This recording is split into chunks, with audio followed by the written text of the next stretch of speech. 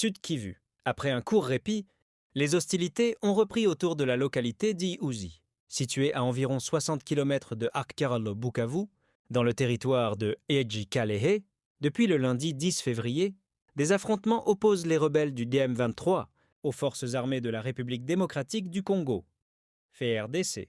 Cette reprise des combats intervient alors que les chefs d'État de la Communauté d'Afrique de l'Est, EAC, et de la Communauté de développement de l'Afrique australe, AGSADC, réunis le 8 février à Dar es Salaam en Tanzanie, avaient appelé à un cessez-le-feu immédiat. Malgré cette pression diplomatique, les armes ont de nouveau tonné dans une région déjà éprouvée par plusieurs mois de conflit.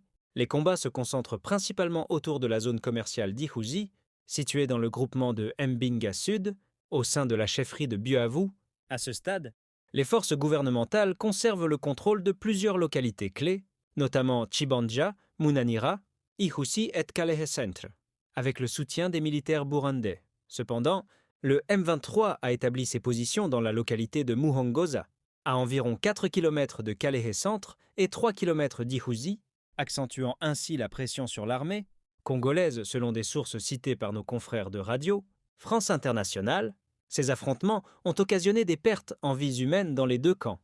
Parmi les victimes figure un major de l'armée burundaise, tombé au cours des combats à en croire notre source.